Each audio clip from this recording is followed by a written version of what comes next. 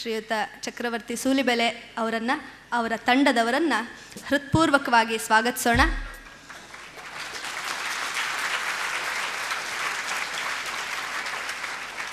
ನಮ್ಮ ಮನಸ್ಸಿನ ಹಣತೆಯಲ್ಲಿ ತ್ರಿವರ್ಣದ ಜ್ಯೋತಿಯನ್ನು ಬೆಳಗ್ತಾರೆ. ಅದರಲ್ಲಿ ಪಾಲ್ಗೊಂಡು ಧನ್ಯರಾಗೋಣ. ಶ್ರೀಯುತ ಚಕ್ರವರ್ತಿ ಹಾಗೂ ತಂಡಕ್ಕೆ ಹೃತ್ಪೂರ್ವಕ ಸ್ವಾಗತ. ಜನನೀಂ ಶಾರದಾಂ ದೇವೀಂ ರಾಮಕೃಷ್ಣಂ ಜಗದ್ಗುರುಂ ಪಾದಪದ್ಮೇ ತಯೋರ್ಶ್ರಿತ್ವಾ ಪ್ರಣಮಾಮಿ ಮುಹುರ್ಮುಹುಃ.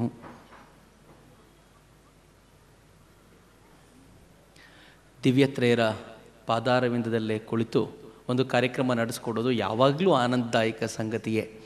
ಅವ್ರ ಹಿಂದೆ ಇದ್ದಾರೆ ಅಂತಂದರೆ ಕಾರ್ಯಕ್ರಮ ಮುಗದೇ ಹೋಗಿದೆ ಅಂತ ನಾವು ಭಾವಿಸ್ತೀವಿ. ಯಾಕೆಂದರೆ ಅಷ್ಟರ ಮಟ್ಟಿಗೆ ಶಕ್ತಿ ಅವರಿಂದ ಯಾವಾಗಲೂ ಹರಿತಾ ಇರುತ್ತೆ ಅಂತ ಭಾವಿಸ್ಕೊಂಡೇ ಕಾರ್ಯಕ್ರಮ ನಡೆಸುವಂಥವ್ರು ನಾವು. ಅಂಥ ದಿವ್ಯತ್ರೇಯರ ಆಶೀರ್ವಾದವನ್ನು ಪಡ್ಕೊಂಡು ಪರಮ ಪೂಜ್ಯ ಸ್ವಾಮೀಜಿ ಹಾಗೂ ಮಾತಾಜಿಯವರಿಗೆ ಭಕ್ತಿಪೂರ್ವಕ ಪ್ರಣಾಮಗಳನ್ನು ಸಲ್ಲಿಸುತ್ತಾ ನನ್ನೆಲ್ಲ ನೆಚ್ಚಿನ ವಿದ್ಯಾರ್ಥಿ ಮಿತ್ರರಿಗೂ ಹಿರಿಯರಿಗೂ ಆದರಪೂರ್ವಕ ನಮಸ್ಕಾರಗಳನ್ನು ಸಮರ್ಪಿಸ್ತೇನೆ. ಜಾಗೋ ಭಾರತ್ ಕಾರ್ಯಕ್ರಮವನ್ನು ಮಾಡಬೇಕು ಅಂತ ವಿವೇಕಹಂಸ ಕೇಳಿಕೊಂಡಾಗ ಬೇಡ ಅಂತ ಮೊದಲು ಪ್ರತಿಭಟಿಸಿದವನು ನಾನೇ. ಎಲ್ಲರೂ ಹೇಳ್ತಾರೆ ಜಾಗೋ ಭಾರತ್ ಮಾಡಬೇಕಿತ್ತು ಅಂದಾಗ ನಾನು ಹೇಳಿದೆ, ಕಳೆದ ವರ್ಷ ಮಾಡಿದ್ವಿ, ಜಾಗೃತರಾದವ್ರನ್ನ ಮತ್ತೆ ಎಬ್ಬಿಸೋ ಕೆಲಸ ಮಾಡಬಾರದು ಅಂತ. ಆದರೆ ಒಂದು ಮಾತು ನಮಗೆ ಪ್ರೇರಣೆ ಏನು ಅಂತಂದರೆ ಸ್ವಾಮಿ ವಿವೇಕಾನಂದರ ಮಾತು. ನಂಗೊಂದ್ಸಲ ಯಾರೋ ಹುಡುಗ ಕೇಳ್ದ, ಸ್ವಾಮಿ ವಿವೇಕಾನಂದರು ಏಳಿ ಎದ್ದೇಳಿ ಗುರಿ ಮುಟ್ಟುವ ತನಕ ನಿಲ್ಲದಿರಿ ಅಂತ ಹೇಳಿದ್ದಾರೆ. ತುಂಬ ಫೇಮಸ್ ಸ್ಟೇಟ್ಮೆಂಟು. ಏಳಿ ಗುರಿ ಮುಟ್ಟುವ ತನಕ ನಿಲ್ಲದಿರಿ ಅಂದರೆ ಸಾಕಿತ್ತು, ಎದ್ದೇಳಿ ಅಂತ ಎರಡನೇ ಸಲ ಯಾಕೆ ಹೇಳಿದರು ಅಂತ. ಯಾಕೆ ಹೇಳಿದರು ಅಂದರೆ ಒಂದು ಸಲ ಏಳಿ ಅಂದಾಗ ನಾವು ಯಾರೂ ಎದ್ದಿಲ್ಲ, ಅದಕ್ಕೆ ಎರಡನೇ ಬಾರಿ ಏಳಿ ಅಂದರೆ ಸಾಕಾಗಿಲ್ಲ ಅಂತ ಎದ್ದೇಳಿ ಅನ್ಬೇಕಾಗಿ ಬಂತು ಅಂತ ನಾನು ಅಂದ್ಕೊಳ್ತಿರ್ತೀನಿ ಯಾವಾಗಲೂ. ಹೀಗಾಗಿ ಎದ್ದಿದ್ದೀವಿ ಅಂತ ಅಂದ್ಕೊಂಡ್ರು ಮತ್ತೆ ಏಳಬೇಕಾದಂಥ ಅಗತ್ಯ ಇದೆ. ನಿದ್ದೆ ಮಾಡ್ತಾ ಇರ್ತೀವಿ, ಮತ್ತೆ ಏಳಬೇಕಾದಂಥ ಅಗತ್ಯ ಇದೆ ಅನ್ನೋ ಕಾರಣಕ್ಕೆ ಅವರೆಲ್ಲರ ಪ್ರೀತಿಗೆ ಈ ಜಾಗೋ ಭಾರತನ್ನು ನಿಮ್ಮ ಮಡಿಲಿಗೆ ಸಮರ್ಪಿಸ್ತಾ ಇದ್ದೀವಿ. ಜಾಗೋ ಭಾರತ್ ಯಾಕೆ ಅಂತ ಕೇಳಿದರೆ ನಾನು ಈ ಉತ್ತರವನ್ನು ಯಾವಾಗಲೂ ಹೇಳ್ತೀನಿ. ಜಾಗೋ ಅಂದರೆ ಏಳಿ ಅಂತ, ಭಾರತ ಅಂದರೆ ಭಾರತ. ಈಗಾಗಲೇ ಸ್ವಾಮೀಜಿ ಅದ್ಭುತವಾಗಿ ಮಾತಾಡಿ ಒಂದು ಅತ್ಯಂತ ಶ್ರೇಷ್ಠ ವೇದಿಕೆಯ ನಿರ್ಮಾಣ ಮಾಡಿಕೊಟ್ಟಿದ್ದಾರೆ. ಜಾಗೋ ಭಾರತ್ಗೆ ಅತ್ಯಂತ ಪ್ರಶಸ್ತವಾದ ವೇದಿಕೆ ಪರಮ ಪೂಜ್ಯ ಸ್ವಾಮಿ ನಿರ್ಭಯಾನಂದಜಿಯವರ ಮಾತು. ಆ ವೇದಿಕೆಯ ಮೇಲೆ ನಾವೊಂದು ಜಾಗೋ ಭಾರತ್ನ ಜಾಗೃತ ಭಾರತದ ಪರಿಕಲ್ಪನೆಯನ್ನು ಕಟ್ಲಿಕ್ಕೆ ಹೊರಟಿದ್ದೀವಿ. ಎಬ್ಬಿಸುವಂಥ ಕಾಯಕ ಅಷ್ಟೇ. ಭಾರತ ಅನ್ನೋದು ಅರ್ಜುನನ ಹೆಸರು. ಶ್ರೀಕೃಷ್ಣ ಉತ್ತಿಷ್ಟ ಭಾರತ ಅಂತ ಅರ್ಜುನನನ್ನು ಸಂಬೋಧಿಸ್ತಾನೆ. ಭಾರತ ಅನ್ನೋದು ಯಾಕೆ ಅರ್ಜುನನ ಹೆಸರು ಆಗಿದ್ದಕ್ಕೆ ನಮಗೆ ಹತ್ತಿರದ ಸಂಬಂಧ ಅಂದರೆ ನಮಗೂ ಅರ್ಜುನನಿಗೂ ಒಂದು ಸಂಬಂಧ ಇದೆ. ಇನ್ನೇನು ಯುದ್ಧ ಶುರುವಾಗೋ ಹೊತ್ತಿನಲ್ಲಿ ಈ ಪುಣ್ಯಾತ್ಮ ಗಾಂಡೀವ ಕೆಳಗಿಟ್ಟು ಎದುರಿಗೆ ನನ್ನ ಚಿಕ್ಕಪ್ಪ ದೊಡ್ಡಪ್ಪ ನನ್ನ ತಾತ ನನ್ನ ಮುತ್ತಜ್ಜ ಊಟ ಮಾಡಿಸಿದವರು ಆಟ ಆಡಿಸಿದವರೆಲ್ಲ ಇದ್ದಾರೆ, ನಾನು ಹೆಂಗೆ ಯುದ್ಧ ಮಾಡಲಿ ಅಂತ ಕೇಳ್ತಾನಂತೆ. ನೋಡಿ ಎಂಥ ಅವಸ್ಥೆ. ಯುದ್ಧ ಮಾಡೋ ಟೈಮಿಗೆ ಸರಿಯಾಗಿ ಕೇಳ್ದ. ಆದರೆ ಈ ಕೃಷ್ಣ ಪರಮಾತ್ಮ ಈ ದೇಶದ ಮೊದಲ ಪ್ರಧಾನಿ ನೆಹರು ಥರ ಆಗಿದ್ದಿದ್ರೆ ಶಭಾಷ್ ಅರ್ಜುನ ನೀನು ಹಿಂಗೆ ಇರಬೇಕು ಅಂತಿದ್ದ. ಆದರೆ ಕೃಷ್ಣ ಏನು ಮಾಡ್ತಾನೆ ಗೊತ್ತಾ? ಕೃಷ್ಣ ಹೇಳ್ತಾನೆ, ಕ್ಲೈಬ್ಯಮ್ಮಾಸ್ ಮಗಮಃ ಪಾರ್ಥ ನೈತತ್ವಯ್ಯುಪಪದ್ಯತೆ. ಹೇ ಪಾರ್ಥ, ಷಂಡನ ಥರ ಆಡಬೇಡ, ನಪುಂಸಕನ ಥರ ಆಡಬೇಡ. ಯುದ್ಧ ಮಾಡೋ ಹೊತ್ತಿನಲ್ಲಿ ಗಾಂಡೀವ ಬಿಸಾಕಿದ್ಯಲ್ಲ, ಎತ್ತು ಮೇಲೆ ಗಾಂಡೀವವನ್ನು ಅಂತ ಅವನು ಹೇಳಿರೋ ಪರಿಕಲ್ಪನೆ ಇದೆಯಲ್ಲ, ಅತ್ಯಂತ ಶ್ರೇಷ್ಠ ಪರಿಕಲ್ಪನೆ. ಆ ಪರಿಕಲ್ಪನೆಯನ್ನು ಹಿಡ್ಕೊಂಡು ಹೊರಟು ಮತ್ತೆ ನಾಡಿನಲ್ಲಿ ಪಾಂಚಜನ್ಯ ಮೊಳಗಿಸುವ ಕಾಯಕಕ್ಕೆ ಕೈ ಹಾಕಿ ಈ ಜಾಗೋ ಭಾರತ್ನ ರಾಜ್ಯಾದ್ಯಂತ ಸಮರ್ಪಿಸುವಂಥ ಸಾಹಸ ಮಾಡ್ತಾ ಇದ್ದೀವಿ. ಇವತ್ತು 180ನೇ ಕಾರ್ಯಕ್ರಮವನ್ನು ವಿವೇಕಹಂಸದಲ್ಲಿ ಮತ್ತೆ ಸಮರ್ಪಿಸ್ತಾ ಇರೋದು ಆನಂದದ ಸಂಗತಿ. ನನ್ನೆಲ್ಲ ನೆಚ್ಚಿನ ಮಿತ್ರರೇ, ಪ್ರೀತಿಯಿಂದ ಒಂದು ಮಾತು ಹೇಳ್ಕೊಳ್ತೀನಿ. ಕಳೆದ ಬಾರಿ ನಾವು ವಿವೇಕಹಂಸದಲ್ಲಿ ಕಾರ್ಯಕ್ರಮ ಮಾಡಿದಾಗ ಬಹುಶಃ 70ನೇ ಕಾರ್ಯಕ್ರಮ ಸಮರ್ಪಿಸಿದ್ವಿ. ಒಂದು ವರ್ಷದಲ್ಲಿ ಹೆಚ್ಚು ಕಡಿಮೆ 110 ಕಾರ್ಯಕ್ರಮಗಳನ್ನು ರಾಜ್ಯಾದ್ಯಂತ ಮಾಡಲಿಕ್ಕೆ ಸಾಧ್ಯವಾಗಿದೆ. ಸಂತೋಷದ ಸಂಗತಿ ಏನು ಅಂತಂದರೆ ಈ 110 ಕಾರ್ಯಕ್ರಮಗಳನ್ನು ನಾವು ಯಾವತ್ತೂ ಯಾರ ಮುಂದೆ ಒಂದು ಪ್ಯಾಂಪ್ಲೆಟ್ ತೊಗೊಂಡೋಗಿ ನಮಗೊಂದು ಪ್ರೋಗ್ರಾಮ್ ಕೊಡಿ ಅಂತ ಕೇಳಲಿಲ್ಲ, ನಮ್ಮ ಸಿಡಿಗಳನ್ನು ಕೊಟ್ಟು ಕೇಳಲಿಲ್ಲ. ಸತ್ಯ ಹೇಳಬೇಕು ಅಂದರೆ ಯಾರಾದರೂ ಪ್ರೋಗ್ರಾಮ್ ಕೊಡಬೇಕು ಅಂತ ಕೇಳಿದರೆ ನಮ್ಮ ಮೊದಲು ಉತ್ತರ ಮಾಡಲ್ಲ ಅಂತಾನೆ, ಆಮೇಲೆ ನಾವು ಒಪ್ಕೊಳ್ಳೋದು. ಯಾಕೆಂದರೆ ಈ ಪ್ರೋಗ್ರಾಮ್ನಿಂದ ಬದಲಾಗ್ಬಿಡುತ್ತೆ ಅಂತ ಭಾವಿಸಿದವರಲ್ಲ, ಆದರೆ ಬದಲಾವಣೆಯ ಕೈಂಕರ್ಯಕ್ಕೆ ಕಾಯಕಕ್ಕೆ ತೊಡೆತಟ್ಟಿ ನಿಂತವರಾಗಿದ್ದರಿಂದ ನಾವು ಕೂಡ ಹಠಕ್ಕೆ ಬಿದ್ದು ಈ ಕಾರ್ಯಕ್ರಮದ ಹಿಂದೆ ಓಡ್ತಾ ಇದ್ದೀವಿ. ಆದರೆ ಒಂದು ವಿಚಾರ ಅಂತೂ ನಿಜ, ಭಾರತ ಜಾಗೃತ ಆಗ್ತಾ ಇದೆ. ಒಂದು ರಿಸೆಪ್ಷನಲ್ಲಿ ಇಲ್ಲಿನ ಕಾರ್ಯಕ್ರಮ ಮುಗಿಸ್ಕೊಂಡ ನಂತರ ಒಂದು ರಿಸೆಪ್ಷನಲ್ಲಿ ಕಾರ್ಯಕ್ರಮ ಮಾಡಬೇಕಾಗಿ ಬಂತು. ಹಿರಿಯರೊಬ್ಬರು ನಂಗೆ ಹೇಳಿದರು, ರಿಸೆಪ್ಷನಲ್ಲಿ ಕಾರ್ಯಕ್ರಮ ಮಾಡಬೇಕು. ನಾನು ಹೇಳಿದೆ ಸಾಧ್ಯ ಇಲ್ಲ, ಜಾಗೋ ಭಾರತ್ ಮದುವೆ ಕಾರ್ಯಕ್ರಮ ಅಲ್ಲ, ಇದು ಆರ್ಕೆಸ್ಟ್ರಾ ಟೀಮ್ ಅಲ್ಲ ಅಂತ. ಅವ್ರು ಬಿಡಲಿಲ್ಲ, ಮಾಡಲೇಬೇಕು, ನಾವಂಥದ್ದೊಂದು ವ್ಯವಸ್ಥೆ ಮಾಡಿಕೊಡ್ತೀವಿ ಅಂತ. ನಂಬಲ್ಲ ನೀವು, ನನ್ನ ಹೃದಯ ತುಂಬಿ ಬಂದ್ಬಿಡ್ತಾವತ್ತು. ಗಂಡು ಹೆಣ್ಣು ಇಬ್ಬರು ಎದುರಿಗೆ ಕೂತಿದ್ರು.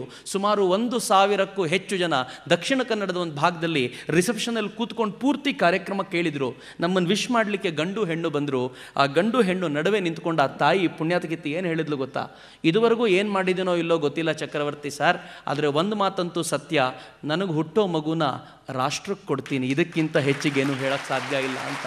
ನನಗೆ ಎಷ್ಟು ಆಶ್ಚರ್ಯ ಆಗ್ಬಿಡ್ತಾವತ್ತು ಅಂದರೆ, ಈ ದೇಶದಲ್ಲಿ ಈ ಪರಿಯ ಅಂಡರ್ ಕರೆಂಟ್ ಇನ್ನೂ ಹರಿತಾ ಇದೆ. ಈ ಮಾತನ್ನು ನಾವು ಮನಸ್ಸಿನಲ್ಲಿ ದೃಢವಾಗಿಟ್ಕೊಂಡು ಈ ಕಾರ್ಯಕ್ರಮಕ್ಕೆ ಹೊರಡ್ತಾ ಇದ್ದೀವಿ. ಈ ಕಾರ್ಯಕ್ರಮಕ್ಕೆ ಯಾರು ಪ್ರೇರಣೆ ಅಂತಂದರೆ ಪುಣ್ಯಾತ್ಮ ಸ್ವಾಮಿ ವಿವೇಕಾನಂದರೆ. ಸುಮ್ಮನೆ ಇರ್ಲಿಕ್ಕೆ ಬಿಡಲ್ಲ. ಸ್ವಾಮೀಜಿ ಹೇಳ್ತಾರೆ, ಯಾರಾದರೂ ನನ್ನ ಫೋಟೋ ಮುಂದೆ 3 ಸಲ ಅಗರಬತ್ತಿ ಹಿಂಗಂದು ಅಗರಬತ್ತಿನಲ್ಲಿ ಚುಚ್ಚಿ ಕೂತ್ಕೊಂಡ್ರೆ ಸಾಕು, ದೆವ್ವದ ಥರ ಅವ್ರನ್ನ ಹಿಡ್ಕೊಂಡು ಬಿಡ್ತೀನಿ ಅಂತ. ನಾವಂತೂ ಪ್ರತಿದಿನ ಅವ್ರಿಗೆ ಅಗರಬತ್ತಿ ಸುತ್ತಿಸೋದ್ರಿಂದ ನಮ್ಮೆಲ್ಲರಿಗೂ ಅವರ ದೆವ್ವ ಮೆಟ್ಟುಕೊಂಡಿದೆ. ಹೀಗಾಗಿ ಸುಮ್ಮನೆ ಇರ್ಲಿಕ್ಕೆ ಬಿಡಲ್ಲ ಅಷ್ಟೇ ಆ ಪುಣ್ಯಾತ್ಮ. ನಾನು ಯಾವಾಗಲೂ ಹೇಳ್ತಿರ್ತೀನಿ, ಜಾಗೋ ಭಾರತಿಗೆ ಸೇರಿದಾಗ ಸಂಜೆ 6 ಗಂಟೆ ಆದಮೇಲೆ ಯಾವುದ್ಯಾವುದೋ ಸ್ಪಿರಿಟ್ ಹಾಕೋತೀರಾ, ಸ್ವಲ್ಪ ದೇಶದ ಸ್ಪಿರಿಟ್ ಹಾಕ್ಕೊಳ್ರಿ, ಮಜಾ ಹೆಂಗೆ ಬರುತ್ತೆ ನೋಡಿ ಅಂತ. ಈ ದೇಶದ ಸ್ಪಿರಿಟ್ ಒಳಗೆ ಹೋದರೆ ಅದರ ಆನಂದ ಹೆಂಗೆ ಅನ್ನೋದು ನಮಗೆ ಅರ್ಥ ಆಗಿದೆ. ಯಾವುದ್ಯಾವುದೋ ಸ್ಪಿರಿಟ್ ರಸ್ತೆ ಲೆಕ್ಕ ಹಾಕ್ಲಿಕ್ಕೆ ನಮ್ಗೆ ತೋರಿಸ್ಕೊಡುತ್ತೆ, ಆದರೆ ಈ ಸ್ಪಿರಿಟ್ಟು ದೇಶದ ಅಳತೆ ಎಂಥದ್ದು ಅಂತ ತೋರಿಸುತ್ತೆ. ವಿವೇಕಾಂಶ ಕಾರ್ಯಕ್ರಮ ಮಾಡಬೇಕಾದ್ರೆ ಯಾವಾಗಲೂ ಹೆಮ್ಮೆ. ಎಲ್ರಿಗೂ ಪ್ರೀತಿಯಿಂದ ಜಾಗೋ ಭಾರತನ ಸಮರ್ಪಿಸ್ತಾ ಇದ್ದೀವಿ. ಇವತ್ತು ನಿಮಗೋಸ್ಕರ ನಮ್ಮೊಂದಿಗೆ ಪ್ರೀತಿಯಿಂದ ಬಂದು ಸೇರಿಕೊಂಡಿರುವಂಥ ಮತ್ತೊಬ್ಬ ಈ ನಾಡಿನ ಈ ದೇಶ ಕಂಡಂಥ ಶ್ರೇಷ್ಠ ಕಲಾವಿದ BKS ವರ್ಮಾ ಅವರು. ದಯವಿಟ್ಟು ವರ್ಮಾಜಿ ವೇದಿಕೆ ಮೇಲೆ ಬರಬೇಕು ಅಂತ ಕೇಳ್ಕೊಳ್ತೀನಿ. ವಿವೇಕ ಹಂಸದ ಕಳೆದ ವರ್ಷದ ಕಾರ್ಯಕ್ರಮ ನೋಡಿ ವರ್ಮಾಜಿ ನನಗೆ ಕಾಲ್ ಮಾಡಿ ಹೇಳಿದರು, ಮುಂದಿನ ಕಾರ್ಯಕ್ರಮದಲ್ಲಿ ನಾನು ಕೂಡ ಜಾಗೋ ಭಾರತ್ನ ಒಂದು ಪಾರ್ಟ್ ಆಗಬೇಕು, ಆ ಜಾಗೋ ಭಾರತಲ್ಲಿ ಚಿತ್ರ ಬಿಡಿಸಬೇಕು ಅಂತ. ನಾವು ಅತ್ಯಂತ ಪ್ರೀತಿಯಿಂದ ಅವರನ್ನು ಇವತ್ತು ಸ್ವಾಗತಿಸ್ತಾ ಇದ್ದೀವಿ. ಹಾಡಿಗೆ ಪರಿಪೂರ್ಣವಾಗಿ BKS ವರ್ಮಾ ಅವರು ಚಿತ್ರ ಬಿಡಿಸ್ತಾರಲ್ಲ, ಈ ಇಡೀ ಭಾರತದ ಪರಿಪೂರ್ಣ ಚಿತ್ರಣವನ್ನು ನಮ್ಮ ಮುಂದೆ ತಂದುಕೊಡುವಂಥ ಪ್ರಯತ್ನ. ಸ್ವಾಮಿ ವಿವೇಕಾನಂದರಿಗೆ ಈ ಮೊದಲ ಗೀತೆಯನ್ನು ಸಮರ್ಪಿಸ್ತಾ ಟೈಟಲ್ ಸಾಂಗನ್ನು ನಿಮ್ಮ ಮುಂದೆ ಪ್ರಸ್ತುತಪಡಿಸ್ತಾ ಇದ್ದೀವಿ. ಜಾಗೋ ಭಾರತ್.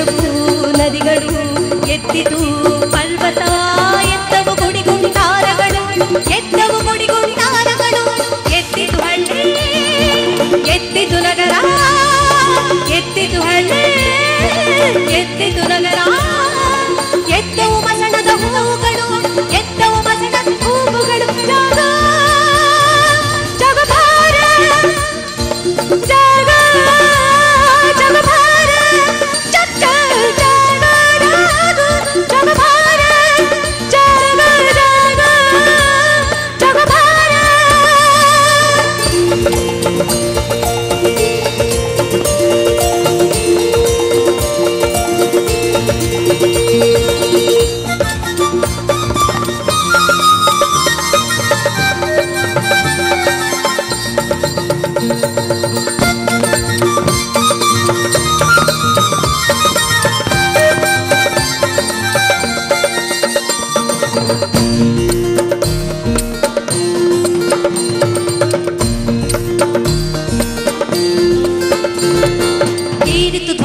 ಮುಗಿಲೆತ್ತರಕ್ಕೆ ಹೆಮ್ಮೆಯಿಂದ ಎದೆ ಎತ್ತುತ್ತಾ ಮಗಗಳು ಮರಿಗಳು ವೃದ್ಧರು ಎತ್ತರು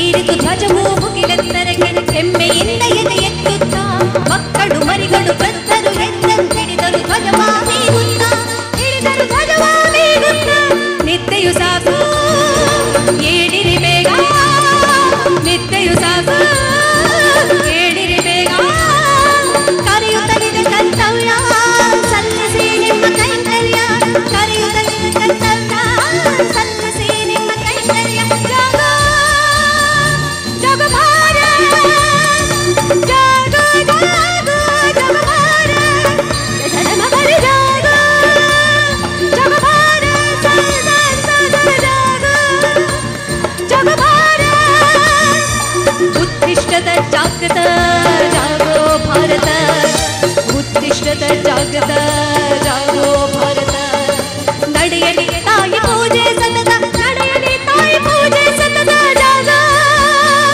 ಜಗಭಾರ ಜಾಗ ಜಾಗ ಜಗಭಾರ ನೀ ಸಾಚತರೆ ಸಾಚತರೆ ಸಾಚತರೆ ಗರಿ ಗರಿ ಗರಿ ಸಾಚತರೆ ಸಾಚತರೆ ಸಾಚತರೆ ಜಾಗ ಜಗಭಾರ ಜಾಗ ಜಗಭಾರ.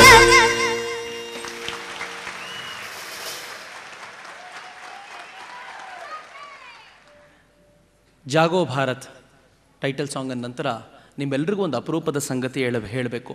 ನನ್ನ ದೇಶ ಅದೆಷ್ಟು ಶ್ರೇಷ್ಠ ರಾಷ್ಟ್ರ ಅನ್ನೋದನ್ನು ಯಾರಿಗಾದರೂ ಹೇಳಲಿಕ್ಕೆ ಹೊರಟ್ರೆ ನಕ್ಕು ಬಿಡ್ತಾರೆ. ಕಾಲೇಜಿನ ವಿದ್ಯಾರ್ಥಿಗಳನ್ನು ಕೂರಿಸ್ಕೊಂಡು ಭಾರತ ಅಂತಂದಿದ ತಕ್ಷಣ ಮೂಗು ಮುರಿತಾರೆ. ಹೊಸಕೋಟೆಯಲ್ಲಿ ಒಂದು ಸಲ ಕಾರ್ಯಕ್ರಮ ಮಾಡ್ತಿರ್ಬೇಕಾದ್ರೆ ನಾನೊಂದು ಬೋರ್ಡು ಮತ್ತೊಂದು ಚಾಕ್ ಪೀಸ್ ತೊಗೊಂಡು ಮಕ್ಕಳನ್ನು ಕೇಳಿದೆ, ಭಾರತ ಅಂದರೆ ನಿಮ್ಗೆ ಏನೇನು ಅನಿಸುತ್ತೋ ಹೇಳಿ, ನಾನು ಬೋರ್ಡ್ ಮೇಲೆ ಬರಿತಾ ಹೋಗ್ತೀನಿ ಅಂತ. ನೀವು ನಂಬಲ್ಲ, ಎಲ್ಲ ಹುಡುಗರು ಕೈ ಎತ್ತಿ 8, 9, 10 ಬಹುಶಃ 10ನೇ ಕ್ಲಾಸ್ ಮಕ್ಕಳು ಮಾತ್ರ ಇದ್ರವತ್ತು ಕೈ ಎತ್ತಿ ಒಂದೊಂದು ಹೇಳ್ತಾ ಹೋದರು. ಎಷ್ಟಿತ್ತು ಅಂತಂದರೆ 33 ಅಂಶಗಳನ್ನು ನಾನು ಪಟ್ಟಿ ಮಾಡಿದೆ ಭಾರತದ ಬಗ್ಗೆ ಕೆಟ್ಟದಾಗಿರೋ ಸಂಗತಿಯನ್ನು. 33 ಬೋರ್ಡ್ ಮುಗೀತು, ಇನ್ನೊಂದು ಬೋರ್ಡ್ ತರಿಸ್ಲಾ ಅಂದರೆ ತಗೊಂಬನ್ನಿ ಸರ್ ಅದನ್ನು ತುಂಬಿಸ್ತೀವಿ ಅಂದರು ಮಕ್ಕಳು. ನಾನು ಕೇಳಿದೆ, ಭಾರತವನ್ನು ಹೊಗಳಲಿಕ್ಕೆ ಏನಾದರೂ ಅಂಶಗಳಿವೆಯೇನಪ್ಪ ನಿಮ್ಮ ಹತ್ರ? ಅವ್ರು ಹೇಳಿದ್ರು, ಏನಿದೆ ಬಿಡಿ ಸರ್ ಭಾರತವನ್ನು ಹೊಗಳಲಿಕ್ಕೆ ಅಂತ. ಆಶ್ಚರ್ಯಕರ ಸಂಗತಿ ಏನು ಅಂತಂದರೆ, ಜಗತ್ತಿನ ಅತ್ಯಂತ ಪ್ರಾಚೀನ ನಾಗರಿಕತೆ ಯಾವುದು ಅಂತ ಕೇಳಿದರೆ ಇಡೀ ಜಗತ್ತು ತೋರಿಸೋದು ಭಾರತ ಅನ್ನುವಂಥ ಈ ಅಪರೂಪದ ರಾಷ್ಟ್ರವನ್ನು. ಇತ್ತೀಚೆಗೆ ನಾನು ಕಿಸರ್ಲಿಂಗ್ ಅಂತ ಜರ್ಮನಿಯ ಒಬ್ಬ ತತ್ವಶಾಸ್ತ್ರಜ್ಞನ ಪುಸ್ತಕವನ್ನು ಓದ್ತಿದ್ದೆ. ಕಿಸರ್ಲಿಂಗ್ ಏನು ಹೇಳ್ತಾನೆ ಗೊತ್ತಾ? ಜಗತ್ತಿನ ಎಲ್ಲ ನಾಗರಿಕತೆಗಳನ್ನು ನೀವು ಬೆಟ್ಟವಾಗಿ ಯೋಚನೆ ಮಾಡಿದರೆ ಈ ಬೆಟ್ಟದಲ್ಲಿ ಅತ್ಯಂತ ಎತ್ತರದ ತುದಿ ಇರುವಂಥ ಬೆಟ್ಟ ಇದೆಯಲ್ಲ, ಅದು ಭಾರತದ ನಾಗರಿಕತೆ ಅಂತ ಜರ್ಮನಿಯ ತತ್ವಶಾಸ್ತ್ರಜ್ಞ ಕಿಸರ್ಲಿಂಗ್ ಹೇಳ್ತಾನೆ. ಜರ್ಮನಿಯ ತತ್ವಶಾಸ್ತ್ರಜ್ಞ ಶೋಪನ್ ಹೋವರ್ ಹೇಳ್ತಾನೆ, ಇವತ್ತು ನಾನೇನಾದರೂ ಇಷ್ಟು ಎತ್ತರಕ್ಕೆ ಬಂದಿದ್ರೆ ಅದಕ್ಕೆ ಭಾರತ ಕಾರಣ ಅಂತಾನೆ. ಜರ್ಮನಿಯ ತತ್ವಶಾಸ್ತ್ರಜ್ಞರಿರ್ಬೋದು, ಫ್ರಾನ್ಸಿನ ತತ್ವಶಾಸ್ತ್ರಜ್ಞರಿರ್ಬೋದು, ಅವರು ಮಾತಾಡಿದರೆ ಭಾರತ ಬಿಟ್ಟು ಮತ್ತೊಂದು ಮಾತಾಡಲ್ಲ. ನೆಚ್ಚಿನ ಮಿತ್ರರೇ, ನಾನು 2 ದಿನಗಳ ಹಿಂದೆ ನಾನು ಉಡುಪಿಗೆ ಹೋಗಿದ್ದೆ. ಅಂತಾರಾಷ್ಟ್ರೀಯ ವೇದ ವಿದ್ಯೆಯ ಕುರಿತಂತೆ ಸಮ್ಮೇಳನ. ಅದಕ್ಕೆ ಜಗತ್ತಿನ ಬೇರೆ ಬೇರೆ ಭಾಗದಿಂದ ಬಂದಿದ್ರು. ಇಸ್ರೇಲ್ನಿಂದ ಒಂದು ಹೆಣ್ಮಗಳು ಬಂದಿದ್ಲು. ಆ ಹೆಣ್ಮಗಳು ಹೇಳ್ತಾಳೆ, ನನ್ನ ಯಜಮಾನರು ಮೊನ್ನೆ ತಾನೇ ತೀರ್ಕೊಂಡ್ಬಿಟ್ರು. ಅವ್ರಿಗೆ ಬಹಳ ಆಸೆ ಇತ್ತು ಭಾರತಕ್ಕೆ ಬರಬೇಕು ಅಂತ, ಭಾರತದ ಬಗ್ಗೆ ಸಿಕ್ಕಾಪಟ್ಟೆ ಅಧ್ಯಯನ ಮಾಡಿದ್ರು. ಇವತ್ತು ನಾನು ಇದಕ್ಕೆ ಬಂದು ಅವರ ಚಿಂತನೆಯನ್ನು ಪ್ರಸ್ತುತಪಡಿಸೋ ಪ್ರಯತ್ನ ಮಾಡ್ತಿದ್ದೀನಿ ಅಂತ ಹೇಳಿ ಒಂದು ಮಾತು ಹೇಳ್ತಾಳೆ. ನನ್ನ ಗಂಡ ಡೇವಿಡ್ ನನಗೆ ಹೋಗಬೇಕಾದ್ರೆ ಹೇಳಿದರು, ಭಾರತದ ಕಣಕಣವೂ ಸ್ಪಿರಿಚುವಲ್ನಿಂದ, ಆಧ್ಯಾತ್ಮಿಕತೆಯಿಂದ ಕೂಡಿದ ಅಪರೂಪದ ರಾಷ್ಟ್ರ, ಜೀವನದಲ್ಲಿ ಒಮ್ಮೆ ನೋಡಬೇಕು ಅಂತ ಅವ್ರು ಹೇಳ್ತಾ ಇದ್ರು. ನನಗೆ ಅಲ್ಲಿದ್ದಾಗ ಅರ್ಥ ಆಗ್ತಿರ್ಲಿಲ್ಲ. ಇಲ್ಲಿಗೆ ಬಂದ್ಮೇಲೆ ಗೊತ್ತಾಯ್ತು ಭಾರತ ಎಂಥ ಅದ್ಭುತವಾದ ರಾಷ್ಟ್ರ ಅಂತ. ಇಸ್ರೇಲಿಂದ ಬಂದ ಹೆಣ್ಣುಮಗಳು ಹೇಳ್ತಾಳ್ರಿ, ಈ ದೇಶ ಜನಕ್ಕೆ ಇನ್ನೂ ಗೊತ್ತೇ ಆಗಲಿಲ್ಲ, ಹೊಟ್ಟೆ ಉರಿಯುತ್ತೆ. ಈಗ ತಾನೇ ಸ್ವಾಮೀಜಿ ಅದ್ಭುತವಾದ ಡೆಫಿನೇಷನ್ ಪ್ರೊಡ್ಯೂಸ್ ಮಾಡಿದ್ರು. ಭಾರತ ಅನ್ನೋದು ಭಾ ಅನ್ನೋ ಧಾತುವಿನಿಂದ ಹುಟ್ಟಿರುವಂಥದ್ದು. ಏನು ಸುಂದರವಾದ ಹೆಸರು ಗೊತ್ತಾ? ಭಾರತ ಅನ್ನೋ ಹೆಸರು ಬರಲಿಕ್ಕೆ ಎರಡು ಪ್ರಮುಖವಾದ ಕಾರಣ ಅಂತೆ. ಒಂದು, ಭಾರತ ಅನ್ನೋದು ಈ ಧಾತು, ಭಾ ಧಾತು, ಎಲ್ಲೆಲ್ಲಿ ಭಾ ಅಂತ ಶುರುವಾಗುತ್ತೋ ಅದೆಲ್ಲ ಬೆಳಕನ್ನು ಸೂಸುವಂಥದ್ದು. ಭಾಸ ಅಂದರೆ ಸೂರ್ಯ, ಯಾಕೆಂದ್ರೆ ಬೆಳಕು ಕೊಡ್ತಾನೆ. ಹಂಗೆ ಭಾರತ, ಯಾವ ರಾಷ್ಟ್ರದ ಜನರು ಸದಾ ಬೆಳಕನ್ನು ಹುಡುಕೋದ್ರಲ್ಲಿ ನಿರತರಾಗಿರ್ತಾರೋ ಅಂತ ರಾಷ್ಟ್ರವನ್ನ ಭಾರತ ಅಂತ ನನ್ನ ಪೂರ್ವಜರು ಕರೆದ್ರು. ಹಿಂಗಾಗಿ ಜಗತ್ತಿಗೆ ಎಲ್ಲಾದರೂ ಬೆಳಕು ಬೇಕು ಅಂದ್ರೆ ಅವರು ಬರೋದು ಭಾರತಕ್ಕೆ, ಅನುಮಾನವೇ ಇಲ್ಲ. ಇಂಥ ರಾಷ್ಟ್ರ ರೀ ನಂದು. ಈ ರಾಷ್ಟ್ರದ ಬಗ್ಗೆ ಇನ್ನೊಂದು ಕೋಇನ್ಸಿಡೆನ್ಸ್ ಇದೆ, ಎಷ್ಟು ಚೆನ್ನಾಗಿದೆ ಅಂತಂದ್ರೆ, ಭಾರತ ಪಶ್ಚಿಮದಲ್ಲಿಲ್ಲ, ಭಾರತ ಪೂರ್ವದಲ್ಲಿರೋದು. ಬೆಳಕು ಬೇಕು ಅಂದಿದ ತಕ್ಷಣ ಜಗತ್ತಿನ ಜನ ಎಲ್ಲ ಪೂರ್ವಕ್ಕೆ ನೋಡೋದೇ ಹೊರತು ಪಶ್ಚಿಮಕ್ಕಲ್ಲ. ಪಶ್ಚಿಮದ ಕಡೆ ಸೂರ್ಯ ಮುಳುಗಬೇಕಾದ್ರೆ ನೋಡ್ತಾರೆ, ಸೂರ್ಯ ಹುಟ್ಟಬೇಕಾದ್ರೆ ಪೂರ್ವದ ಕಡೆಗೆ ನೋಡೋದು, ನನ್ನ ರಾಷ್ಟ್ರದ ಕಡೆಗೆ ನೋಡೋದು. ಅದಕ್ಕೋಸ್ಕರವೇ ಎಂಥ ಅಪರೂಪದ ಸಂಗತಿ ನೋಡಿ. ಇಂಥ ಅಪರೂಪದ ಸಂಗತಿಯುಳ್ಳ ಈ ನಾಡು ಬರೀ ಇಷ್ಟೇ ಅಲ್ಲ, ಜಗತ್ತಿನ ಅನೇಕ ಜನ ಭಾರತದ ಇತಿಹಾಸದ ಬಗ್ಗೆ ಮಾತಾಡ್ತಾ ಹೇಳೋರು, ಭಾರತದ ಇತಿಹಾಸ ಹೆಚ್ಚಂದ್ರೆ 2000 ವರ್ಷಗಳದ್ದಿರಬಹುದು ಅಂತ. ಆಮೇಲೆ ಸ್ವಲ್ಪ ಜನ ಹೇಳಿದ್ರು 3-4 ವರ್ಷ ಆದರೂ ಆಗಿರಬಹುದು ಅಂತ. ಆಮೇಲೆ ಕೆಲವರು 5000 ವರ್ಷ ಅಂತಂದ್ರು. ನಿಮ್ಗೆ ಆಶ್ಚರ್ಯ ಆಗುತ್ತೆ. ಸಿಂಧೂ ಬಯಲಿನ ನಾಗರಿಕತೆಯ ಬಗ್ಗೆ ನಾವು ಚರ್ಚೆ ಮಾಡಿದ್ವಿ, ಸರಸ್ವತಿಯ ನಾಗರಿಕತೆಯ ಬಗ್ಗೆ ಚಿಂತನೆ ಮಾಡಿದ್ವಿ. ನಮ್ಮ ಎಲ್ಲ ವೇದಶಾಸ್ತ್ರಗಳಲ್ಲಿ ಸರಸ್ವತಿ ನದಿಯ ಬಗ್ಗೆ ಪುಟಗಟ್ಟಲೆ ಬರೆದಿದ್ದಾರೆ. ಸರಸ್ವತಿ ನದಿ ತೀರದಲ್ಲಿ ಹಿಂಗ್ ಮಾಡ್ತಿದ್ವಿ, ಹಂಗ್ ಮಾಡ್ತಿದ್ವಿ ಅಂತ. ಆದರೆ ಸರಸ್ವತಿ ಅನ್ನೋ ನದಿ ಭಾರತದಲ್ಲಿ ಸಿಗಲೇ ಇಲ್ಲ. ಅದಕ್ಕೆ ಜಗತ್ತಿನ ಜನ ಹೇಳಿದ್ರು, ಮೂರ್ಖರು ಭಾರತೀಯರು, ಕತೆ ಬರದಂಗೆ ಬರೆದ್ರು, ಸರಸ್ವತಿ ಅಂತ ಒಂದು ನದಿನೇ ಇರಲಿಲ್ಲ ಅಂತ. ಆಶ್ಚರ್ಯ ಯಾವಾಗಾಯ್ತು ಗೊತ್ತೇನು? ಒಂದು ಸ್ಯಾಟಲೈಟು, ಅಮೆರಿಕ ಬಿಟ್ಟಂತ ಸ್ಯಾಟಲೈಟು ಜಗತ್ತಿನೆಲ್ಲ ಸುತ್ತ ಹೊಡಿಬೇಕಾದ್ರೆ ಭಾರತದಲ್ಲಿ ಗುಪ್ತಗಾಮಿನಿಯಾಗಿರೋ ಸರಸ್ವತಿಯನ್ನು ಗುರುತಿಸಿ ತೋರಿಸ್ತು. ಅಯ್ಯೋ, 25,000 ವರ್ಷಗಳ ಹಿಂದೆನೇ ಸರಸ್ವತಿ ನದಿ ಹರಿದೋಗಿದೆ, ಹಿಂಗಾಗಿ ಸರಸ್ವತಿ ಇದ್ದಿದ್ದು ನಿಜ. ಆವಾಗ ಜಗತ್ತಿನ ವಿಜ್ಞಾನಿಗಳು ಹೇಳ್ತಾರೆ, ಓಹೋ, ಭಾರತದ ಋಗ್ವೇದ ಮಿನಿಮಮ್ 25,000 ವರ್ಷಗಳಷ್ಟು ಹಳೆಯದ್ದು ಅಂತ ಜಗತ್ತು ಒಪ್ಕೊಳ್ಳುತ್ತೆ ರೀ. 25,000 ವರ್ಷಗಳ ಹಿಂದೆ ಜಗತ್ತಿನ ಜನಕ್ಕೆ ಮಾತು ಅಂದ್ರೆ ಏನು ಅಂತ ಗೊತ್ತಿಲ್ಲದೆ ಹೋದಾಗ ಈ ದೇಶ ಋಗ್ವೇದದಂತ ಶ್ರೇಷ್ಠ ಸಾಹಿತ್ಯವನ್ನು ಕೊಡಬಲ್ಲಂತದಾಗಿದ್ದು ಅಂತಂದ್ರೆ ಈ ದೇಶದ ಸಾಮರ್ಥ್ಯದ ಬಗ್ಗೆ ಒಂದ್ಸಲ ಕೂತ್ಕೊಂಡು ಯೋಚನೆ ಮಾಡಿ. ಅದಕ್ಕೆ ಸ್ವಾಮಿ ವಿವೇಕಾನಂದರ ಬಗ್ಗೆ ಮಾತಾಡ್ತಾ ಹೇಳ್ತಾರಲ್ಲ, ಸ್ವಾಮೀಜಿ ಬುದ್ಧನ ಬಗ್ಗೆ ಮಾತಾಡ್ತಿರ್ಬೇಕಾದ್ರೆ ಯುರೋಪಿನ ಜನ, ಅಮೆರಿಕದ ಜನ ಕೇಳೋರಂತೆ, ಸ್ವಾಮೀಜಿ ಬುದ್ಧ ಹೀಗಿದ್ದ ಅಂತ ಗಂಟೆಗಟ್ಟಲೆ ಮಾತಾಡ್ತಿರಲ್ಲ, ನಿಮ್ಮ ಬುದ್ಧ ನಮ್ಮ ದೇಶಕ್ಕೆ ಯಾಕೆ ಬಂದಿರಲಿಲ್ಲ? ಸ್ವಾಮೀಜಿ ಹೇಳ್ತಾರೆ, ಬುದ್ಧ ಬಂದಿದ್ದು ಭಾರತಕ್ಕೋಸ್ಕರ, ಮನುಷ್ಯರಿಗೆ ಪಾಠ ಮಾಡಬೇಕು ಅಂತ ಬಂದಿದ್ದು. ಆಗ ನಿನ್ನ ದೇಶದ ಇತಿಹಾಸಕಾರರು ಬುದ್ಧಿವಂತರೆಲ್ಲ ಮರದ ಮೇಲೆ ಮಂಗಗಳಾಗಿ ಕೂತಿದ್ರು. ಅದರ ಅರ್ಥ ಏನು ಅಂದರೆ, ಬುದ್ಧನ ಸಿಲೆಬಸ್ ಮನುಷ್ಯರಿಗಿತ್ತೆ ಹೊರತು ಮಂಗಗಳಿಗಲ್ಲ ಅಂತ ಸ್ವಾಮಿ ವಿವೇಕಾನಂದರು ಸ್ವಲ್ಪ ಡೈರೆಕ್ಟ್ ಆಗಿ ಹೇಳಿದ್ರು. ಹಿಂಗಾಗಿ ಭಾರತ ಆ ಕಾಲದಲ್ಲೇ ಅತ್ಯಂತ ಶ್ರೇಷ್ಠ ಎತ್ತರವನ್ನು ಏರಿ ನಿಂತಿತ್ತು. ಆದರೆ ದೌರ್ಭಾಗ್ಯದ ಸಂಗತಿ, ನನ್ನ ದೇಶ ಏನು ಅಂತ ನನಗೆ ಗೊತ್ತಿಲ್ಲ ರೀ. ನಾನು ಪ್ರತಿ ಜಾಗೋ ಭಾರತದಲ್ಲಿ ನೆನಪಿಸ್ಕೋತೀನಿ. ಯಾರಿಗಾದರೂ ಅದನ್ನು ಕೇಳಿದ್ರು ಅನ್ಸಿದ್ರೆ ಮತ್ತೆ ಕೇಳಿ, ತುಂಬ ಖುಷಿಯಾಗತ್ತೆ. ಏನು ಅದ್ಭುತ ಅಂತಂದ್ರೆ, ಭಾರತ ಹೆಂಗಿದೆ ಅಂತ ಕೇಳಿದ್ರೆ, ಈ ದೇಶದ ಒಬ್ಬ ಶ್ರೇಷ್ಠ ಸನ್ಯಾಸಿ ನಗ್ನಮುನಿ ತರುಣ್ ಸಾಗರ್ ಹೇಳ್ತಾನೆ, ಹೆಂಗಿದೆ ಅನ್ನೋದಕ್ಕೆ ಟೆನ್ಷನ್ ಮಾಡ್ಕೋಬೇಡಿ, ನಿಮ್ಮ ಎರಡೂ ಕೈಗಳನ್ನು ಸೊಂಟದ ಮೇಲೆ ಇಟ್ಕೊಂಡು ಉದ್ದದ ಕನ್ನಡಿ ಮುಂದೆ ನಿಂತ್ಕೊಳ್ಳಿ, ಅಲ್ಲಿ ನಿಮ್ಮ ದೇಹ ಕಾಣಲ್ಲ, ದೇಶ ಕಾಣುತ್ತೆ ಅಂತಾರ್ರಿ ಅವರು. ಏನು ಚೆನ್ನಾಗಿದೆ ರೀ ಭಾರತ. ಹಣೆ ಕಾಶ್ಮೀರ, ಒಂದು ಕೈ ಭಾಗ ಗುಜರಾತ್, ಇನ್ನೊಂದು ಕೈ ಭಾಗ ಈಶಾನ್ಯ ರಾಜ್ಯ, ಎರಡೂ ಕಾಲುಗಳು ಸೇರುವಂಥ ಭಾಗವೇ ಕನ್ಯಾಕುಮಾರಿ. ಏನು ಚೆನ್ನಾಗಿದೆ. ನಾನು ತಮಾಷೆಗೆ ಯಾವಾಗಲೂ ಹೇಳ್ತಿರ್ತೀನಿ, ಎಲ್ಲಿದೆ ಕರ್ನಾಟಕ ಅಂತ ಕೇಳಿದ್ರೆ ಬಲಮೊಣಕಾಲು ತೋರಿಸೋದು. ಯಾರಾದರೂ ಸೀನಿಯರ್ ಸಿಟಿಸನ್ಸ್ ಮಂಡಿ ನೋವು ಶುರುವಾಗಿದೆ ಅಂತಂದರೆ ಅರ್ಥ ಕರ್ನಾಟಕಕ್ಕೆ ಪ್ರಾಬ್ಲಮ್ ಶುರುವಾಗಿದೆ ಅಂತ. ಎಲ್ಲಿದೆ ಭಾರತದಲ್ಲಿ ದೆಹಲಿ ಅಂತಂದ್ರೆ ದಿಲ್ ಭಾಗ, ಇದನ್ನು ದಿಲ್ಲಿ ಅಂತ ಕರೆದ್ರು. ಏನು ಚೆನ್ನಾಗಿದೆ ರೀ. ನನ್ನ ಹೃದಯ ಭಾಗ ದೆಹಲಿ, ದಿಲ್ಲಿ ಆಗಿದೆ ಭಾರತದಲ್ಲಿ. ಎಷ್ಟು ಚೆನ್ನಾಗಿದೆ. ಯಾವತ್ತು ನಿಮಗೆ ದೇಹ ಮತ್ತು ದೇಶ ಒಂದಾಗುತ್ತೋ ಆವತ್ತು ಈ ದೇಶವನ್ನು ಬೈಲಿಕ್ಕೆ ಮನಸ್ಸೇ ಆಗಲ್ಲ. ಈ ದೇಶದ ಇಂಚಿಂಚು ಭೂಮಿ ನಂದು ಅಂತ ಅನಿಸ್ಲಿಕ್ಕೆ ಶುರುವಾಗ್ಬಿಡತ್ತೆ. ಇಲ್ಲದೆ ಹೋದ್ರೆ ಅನ್ಸಲ್ಲ ರೀ. ಯಾರಾದರೂ ಗುಜರಾತನ್ನು ಕಿತ್ಕೊಂಡ್ರೆ ಹೋಗ್ಲಿ ಬಿಡು ಅಂತೀವಲ್ಲ, ನನ್ನ ಬಲಗೈನ ಯಾರಾದರೂ ಕಿತ್ಕೊಂಡ್ಬಿಟ್ರೆ ಹೋಗ್ಲಿ ಬಿಡು ಅಂತೀವ. ಯಾರಾದರೂ ಈಶಾನ್ಯ ರಾಜ್ಯಗಳನ್ನು ಕಿತ್ಕೊಂಡು ಬಿಟ್ರೆ, ಅಲ್ಲಿ ಪ್ರತ್ಯೇಕತಾವಾದಿಗಳು ಬೇರೆ ದೇಶದ ಬಾವುಟವನ್ನು ಹಾರಿಸಿದ್ರೆ ಹೋಗ್ಲಿ ಬಿಡು ಅಂತೀವಿ. ನನ್ನ ಎಡಗೈಯನ್ನು ಕಿತ್ಕೊಂಡ್ರೆ ಸುಮ್ಮನೆ ಇರ್ತೀವೇನ್ರಿ? ನನ್ನ ದೇಶ ಮತ್ತು ದೇಹ ಒಂದಾದರೆ ಸುಮ್ಮನೆ ಇರ್ಲಿಕ್ಕಾಗಲ್ಲ. ಈ ದೇಶದ ಮೊದಲ ಪ್ರಧಾನಿ ಹಂಗೆ ಹೇಳಿದ್ರು ಒಂದ್ಸಲ. ಚೀನಾ ಭಾರತದ ಮೇಲೆ ದಾಳಿ ಮಾಡಿ ಈ ದೇಶದ ಸಾವಿರಾರು ಹೆಕ್ಟೇರ್ ಭೂಮಿಯನ್ನು ಕಬಳಿಸಿದಾಗ ಈ ದೇಶದ ಮೊದಲ ಪ್ರಧಾನಿ ಹೇಳ್ತಾರೆ, ಅದು ಮಂಜುಗಡ್ಡೆ ಇರುವಂಥ ಪ್ರದೇಶ, ಅಲ್ಲಿ ಹುಲ್ಲು ಕಡ್ಡಿ ಕೂಡ ಬೆಳೆಯೋದಿಲ್ಲ, ಅದನ್ನು ತಗೊಂಡ್ರೆ ಚೀನಿಯರಿಗೆ ಏನು ಲಾಭ ಇಲ್ಲ, ನಮಗೇನು ನಷ್ಟ ಇಲ್ಲ. ಸಂಸತ್ನಲ್ಲಿ ಒಬ್ಬರು ನಿಂತ್ಕೊಂಡು ಕೂಡಲೇ ಹೇಳಿದರು, ನಿಮ್ಮ ತಲೆ ಮೇಲೆ ಕೂದಲು ಬೆಳೆಯೋದು ನಿಂತು ಹೋಗಿದೆಯಲ್ಲ, ಅದನ್ನು ತಗೊಂಡ್ರೆ ಚೀನಿಯರಿಗೆ ಲಾಭ ಇಲ್ಲ, ನಮಗೆ ನಷ್ಟ ಇಲ್ಲ, ಕೊಟ್ಟುಬಿಡಿ, ಅದನ್ನು ಇಟ್ಕೊಂಡು ನಾವೇನು ಮಾಡಬೇಕು? ಯಾಕೆ ಈ ಭಾವ ಬಲಿಯುತ್ತೆ ಅಂತಂದರೆ, ದೇಹ ಮತ್ತು ದೇಶ ಒಂದಾದಾಗ ಮಾತ್ರ ಈ ಭಾವ ಬಲಿಯುತ್ತೆ. ನನ್ನ ನೆಚ್ಚಿನ ಯುವಕ ಯುವತಿಯರು ತುಂಬ ಜನ ಸೇರಿದ್ದೀರಿ ಇಲ್ಲಿ, ಇನ್ನಾದರೂ ಅಂದ್ಕೊಳ್ಬೇಕು ನನ್ನ ದೇಶ ಅದ್ಭುತ ಅಂತ. ಒಂದು ಸ್ವಲ್ಪ ಯೋಚನೆ ಮಾಡಿರಿ, ಎಂಥ ಅಪರೂಪದ ರಾಷ್ಟ್ರ ಅಂತಂದರೆ. ಎಲ್ಲಾದರೂ ನೋಡ್ತೀರೇನು ಇಂಥ ರಾಷ್ಟ್ರ? ನಾನು ಬಹಳ ಬಾರಿ ಚಾಲೆಂಜ್ ಮಾಡ್ತೀನಿ, ಓಪನ್ ಚಾಲೆಂಜ್. ಜಗತ್ತಿನ ಯಾವ ರಾಷ್ಟ್ರವನ್ನು ನೋಡಬೇಕು ಅಂತಿರೋ ನನ್ನ ದೇಶದಲ್ಲಿ ತೋರಿಸ್ತೀನಿ. ಯುರೋಪ್ ನೋಡಬೇಕು ಅನ್ಸುತ್ತೇನು? ಬನ್ನಿರಿ ಹಿಮಾಲಯದ ಬುಡಕ್ಕೆ. ಎಷ್ಟು ಅದ್ಭುತವಾಗಿದೆ ಅಂತಂದರೆ, ನಾನು ಹಿಮಾಲಯದ ಯಾತ್ರೆಗೆ ಹೋಗಬೇಕಾದ್ರೆ ನನ್ನ ಡ್ರೈವರ್ ನಾನು ಕರ್ಕೊಂಡೋಗಿ ನಿಲ್ಲಿಸ್ದ. ಸರ್, ಒಂದು ಅರ್ಧ ಗಂಟೆ ಇಲ್ಲಿ ಓಡಾಡ್ಕೊಂಡು ಬನ್ನಿ ಅಂತ. ಯಾಕಪ್ಪ ಅಂತ ಕೇಳಿದರೆ ಅವನು ಹೇಳ್ತಾನೆ, ಇದೊಂದು ಅಪರೂಪದ ಭಾಗ ಸರ್, ಇದನ್ನು ಇಲ್ಲಿ ಮಿನಿ ಸ್ವಿಟ್ಜರ್ಲ್ಯಾಂಡ್ ಅಂತ ಕರೀತಾರೆ, ಇಲ್ಲಿ ಓಡಾಡಿದ್ಮೇಲೆ ಸ್ವಿಟ್ಜರ್ಲ್ಯಾಂಡಿಗೆ ಹೋಗೋ ಅಗತ್ಯನೇ ಇಲ್ಲ, ಸೇಮ್ ಹಂಗೆ ಇದೆ ಅಂತ. ಮಜಾ ಅನ್ನಿಸ್ಬಿಡ್ತು ನಮಗೆ. ಸ್ವಿಟ್ಜರ್ಲ್ಯಾಂಡ್ ನೋಡಬೇಕು ಅಂದರೆ ಹಿಮಾಲಯದ ಬುಡಕ್ಕೆ ಬನ್ನಿ. ನಿಮ್ಗೆ ಯಾವುದಾದ್ರೂ ಮರುಭೂಮಿ ನೋಡಬೇಕು ಅಂದರೆ ರಾಜಸ್ಥಾನಕ್ಕೆ ಬನ್ನಿ. ನದಿಗಳನ್ನು ನೋಡಬೇಕು ಅಂದರೆ ರಾಜ್ಯದ ಯಾವ ಭಾಗದಲ್ಲಿ ನಿಂತು ಕಣ್ಣಾಡಿಸಿ ನದಿ ಕಾಣುತ್ತೆ. ಸಮುದ್ರ ನೋಡಬೇಕು ಅಂದರೆ ದಕ್ಷಿಣ ಭಾಗಕ್ಕೆ ಬನ್ನಿರಿ.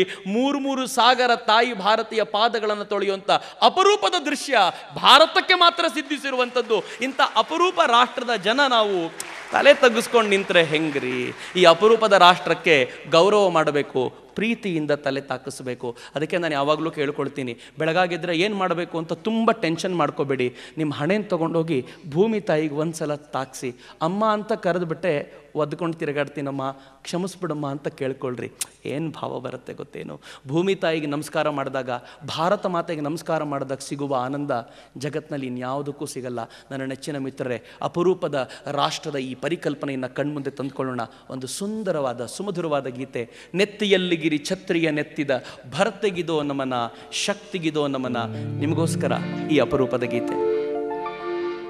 ಕೈ ಕೈ ಸೇರಿಸಿ ನಗುತ್ತ ನಿಲ್ಲೋಣ, ತಾಯ ಸುತ್ತ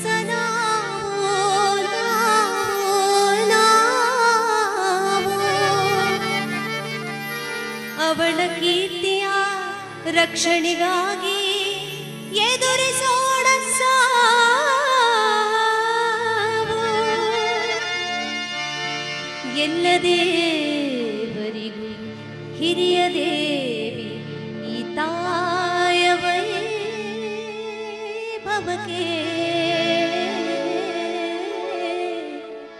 ಎಲ್ಲ ದೇವರಿಗೂ ಹಿರಿಯ ದೇವಿ ಈ ತಾಯ ವೈಭವಕ್ಕೆ. ಎಲ್ಲ ಭೇದಗಳ ಚೆಲ್ಲಿ ಬಾಳೋಣ,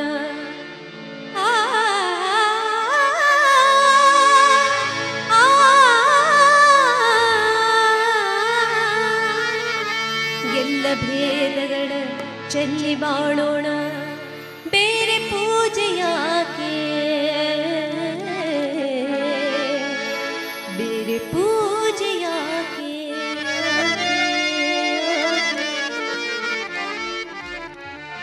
ನೆತ್ತಿಯಲ್ಲಿ ಗಿರಿ ಛತ್ರಿಯ ನೆತ್ತಿದ ಶಕ್ತಿಗಿದೋ ನಮನ, ನೆತ್ತಿಯಲ್ಲಿ ಗಿರಿ ಛತ್ರಿಯ ನೆತ್ತಿದ ಶಕ್ತಿಗಿದೋ ನಮನ. ಸುತ್ತಲ ಸಾಗರ ವಸ್ತ್ರವ ಧರಿಸಿದ ಭರ್ತೆಗಿದೋ ನಮನ, ಭರ್ತೆಗಿದೋ ನಮನ. ಕೋಟಿ ಕೋಟಿ ಕೈ ಕೋಟಿ ಕೋಟಿ ಕಣ್ತಾಳಿ ನಿಂತರುವುದು, ಕೋಟಿ ಕೋಟಿ ಕೈ ಕೋಟಿ ಕೋಟಿ ಕಣ್ತಾಳಿ ನಿಂತರುವುದು. ಸಾಟಿ ಇಲ್ಲದ ಏಕರೂಪಾದ ತಾಯಿಗಿದೋ ನಮನ, ಶಕ್ತಿಗಿದೋ ನಮನ.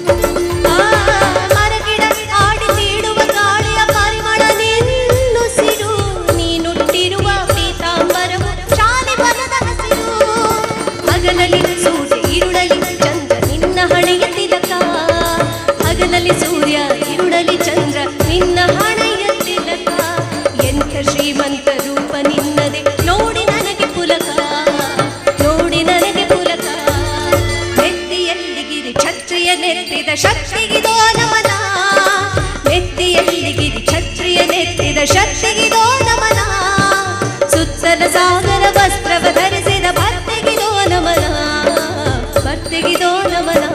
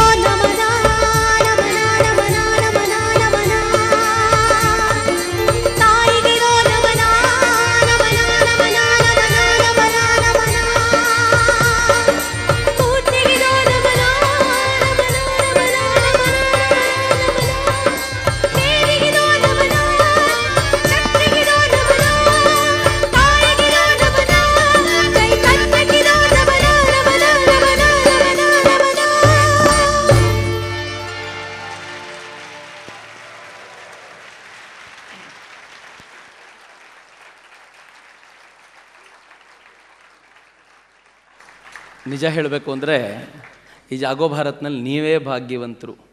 ಕೊನೆ ಪಕ್ಷ ಅದನ್ನ ನೋಡ್ಲಿಕ್ಕಾದರೂ ಸಿಗತ್ತೆ. ನಾವು ಹಿಂದೆ ಕೂತ್ಬಿಟ್ಟಿದ್ದೀವಿ, ಏನೂ ಕಾಣಲ್ಲ. ನಿಮ್ಮ ಚಪ್ಪಾಳೆಯ ಆನಂದದಲ್ಲಿ ಹಿಂಗಿರ್ಬೋದು ಅಂತ ಅನುಭವಿಸ್ಬೇಕಷ್ಟೇ.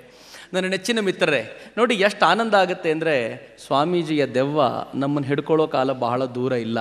ಈ ಹಣತೆ ಕುರಿತಂತೆ ಬರೆಸಿರೋ ಬೋರ್ಡ್ರು ಕೂಡ ನಮ್ಮನ್ನು ಯಾಕೆ ಒದ್ಕೊಂಡು ಬರ್ಲಿಕ್ಕೆ ತಯಾರಾಗುತ್ತೆ ಅಂತಂದರೆ, ಸ್ವಾಮೀಜಿ ತಯಾರಾಗ್ಬಿಟ್ಟಿದ್ದಾರೆ ಹಿಡ್ಕೊಳ್ಳಿಕ್ಕೆ. ನಮ್ಮನ್ನು ನಾವು ಇನ್ಸ್ಟ್ರೂಮೆಂಟ್ ಮಾಡ್ಕೊಳ್ಬೇಕಾದಂಥ ಅಗತ್ಯ ಇದೆ. ಒಂದು ವಿಚಾರ ತುಂಬ ಚೆನ್ನಾಗಿ ನೆನ್ಪಿಟ್ಕೊಳ್ಳಿ. ಭಾರತ ಅಂತಂದರೆ ಏನು ಅಂತಂದರೆ, ಸ್ವಾಮಿ ವಿವೇಕಾನಂದರು ನೊಂದುಕೊಂಡು ಹೇಳ್ತಾರೆ, ಅಮೇರಿಕಾದ ಜನ, ಯುರೋಪಿನ ಜನ, ಜಗತ್ತಿನ ರಾಷ್ಟ್ರಗಳ ಜನ ನಿಮ್ಮ ರಾಷ್ಟ್ರ ಅಂದರೆ ಏನು ಅಂತ ಕೇಳಿದರೆ, ನಿಮ್ಮ ಪೂರ್ವಜರ ಬಗ್ಗೆ ಮಾತಾಡಿ ಅಂತ ಕೇಳಿದರೆ ಅವ್ರು ಹೆಮ್ಮೆಯಿಂದ ಹೇಳ್ಕೊಳ್ತಾರಂತೆ, ನಮ್ಮ ಪೂರ್ವಜರು ಜಗತ್ತಿನಲ್ಲೆಲ್ಲ ಆಕ್ರಮಣ ಮಾಡಿ ಜಗತ್ತಿನ ಜನರ ಕತ್ತು ಕತ್ತರಿಸಿ ರಕ್ತ ಹರಿಸಿ ಸಾಮ್ರಾಜ್ಯ ಕಟ್ಟಿದವ್ರು ನಮ್ಮ ಪೂರ್ವಜರು ಅಂತ. ಆ್ಯಕ್ಚುಲಿ ನಾಚಿಕೆ ಪಡಬೇಕು ಅದಕ್ಕೆ ಅವರು. ಆದರೆ ಭಾರತಕ್ಕೆ ಬಂದು ನನ್ನ ದೇಶದ ಯುವಕರನ್ನು ಕೂರಿಸ್ಕೊಂಡು ನಿಮ್ಮ ಪೂರ್ವಜರು ಯಾರಪ್ಪ ಅಂತ ಕೇಳಿದರೆ ನಾವೆಲ್ಲ ತಲೆ ತಗ್ಗಿಸ್ಕೋತ ಕೂತೀವಂತೆ. ನಮ್ಮ ಪೂರ್ವಜರ ಸರ್ ಯಾವಾಗಲೂ ಕಾಡಿನಲ್ಲಿ ಇರ್ತಿದ್ರಂತೆ, ಮೈ ಮೇಲೆ ಬಟ್ಟೆನೂ ಸರಿಯಾಗಿ ಹಾಕೋತಿರ್ಲಿಲ್ವಂತೆ, ಮೂಗು ಮುಚ್ಕೊಂಡು ಇರ್ತಿದ್ರಂತೆ, ಸರಿಯಾಗಿ ಹೊಟ್ಟೆಗೆ ತಿನ್ನದೆ ಗೆಡ್ಡೆ ಗೆಣಸು ತಿನ್ಕೊಂಡಿರ್ತಿದ್ರಂತೆ ಅಂತ ಬೇಸರ ಮಾಡ್ಕೋತಾರೆ ಅಂತ ಸ್ವಾಮಿ ವಿವೇಕಾನಂದರು ಹೇಳ್ತಾರೆ. ಸ್ವಲ್ಪ ಯೋಚನೆ ಮಾಡಿ, ಮೂಗು ಮುಚ್ಕೊಂಡು ಕೂತಿರ್ತಿದ್ದ ನನ್ನ ಪೂರ್ವಜರು ತಾವು ಮೈ ಮೇಲೆ ಬಟ್ಟೆ ಹಾಕ್ಕೊಳ್ತಿರ್ಲಿಲ್ಲ. ದೇವ್ರನ್ನ ಕೇಳ್ಕೊಳ್ಳೋರು, ಭಗವಂತ ಜಗತ್ತಿನ ಎಲ್ರಿಗೂ ಮಾನ ಮುಚ್ಕೊಳ್ಳೋಷ್ಟು ಬಟ್ಟೆ ಕೊಡಪ್ಪ ಅಂತ. ಏನು ರಾಷ್ಟ್ರ ರೀ ಇದು? ತಾವು ಹೊಟ್ಟೆಗೆ ಸರಿಯಾಗಿ ಊಟ ಮಾಡ್ತಿದ್ರೋ ಇಲ್ವೋ, ಜಗತ್ತಿನ ಜನಕ್ಕೆ ಹೊಟ್ಟೆ ತುಂಬುವಷ್ಟು ಊಟ ಕೊಡಪ್ಪ ಅಂತ ಕೇಳಿದ ಜಗತ್ತಿನ ಅತ್ಯಂತ ವಿಶಾಲ ಮನೋಭಾವದ ಯಾವುದಾದ್ರೂ ರಾಷ್ಟ್ರದ ಜನ ಇದ್ದರೆ ನನ್ನ ರಾಷ್ಟ್ರದ ಜನ ಮಾತ್ರ. ನಾವು ಮಾಡ್ತಿದ್ದ ಪ್ರಾರ್ಥನೆ ಎಂಥದ್ದು ಗೊತ್ತೇನು? ಮಾ ವಿದ್ವಿಷಾವ ಹೈ ಅಂತ ನಮ್ಮ ಪ್ರಾರ್ಥನೆ. ಯಾರಲ್ಲೂ ದ್ವೇಷ ಇಲ್ಲದೆ ಇರೋ ಥರ ನೋಡ್ಕೊಳ್ಳಪ್ಪ ಅಂತ. ಜಗತ್ತಿನ ಜನ ಅನೇಕರು ದ್ವೇಷ ಹುಟ್ಟಿಸ್ಲಿಕ್ಕೆ ಬದುಕಿರಬೇಕಾದ್ರೆ, ದ್ವೇಷ ಹುಟ್ಟಿಸ್ಲಿಕ್ಕೋಸ್ಕರ ಮತ ಧರ್ಮಗಳನ್ನು ಸ್ಥಾಪಿಸೋ ಚಿಂತನೆ ಮಾಡಬೇಕಾದ್ರೆ ಜಗತ್ತಿನ ಒಂದೇ ಒಂದು ಶ್ರೇಷ್ಠ ಧರ್ಮ, ಎಲ್ಲರೂ ಈ ಚಿಂತನೆಗಳನ್ನು ಮೀರಿ ಬೆಳೆದು ದ್ವೇಷವನ್ನು ಮೀರಿ ಪ್ರೀತಿಯ ಕಡೆಗೆ ಹೋಗಲಿ ಅಂತಾರಲ್ಲ, ಅಂಥ ಅಪರೂಪದ ರಾಷ್ಟ್ರ ಇದು. ಈ ಪ್ರೀತಿಯ ತಾಕತ್ ಎಂಥದ್ದು ಗೊತ್ತೇನು? ಒಂದು ಅಪರೂಪದ ಸಂಗತಿ ಹೇಳ್ತೀನಿ.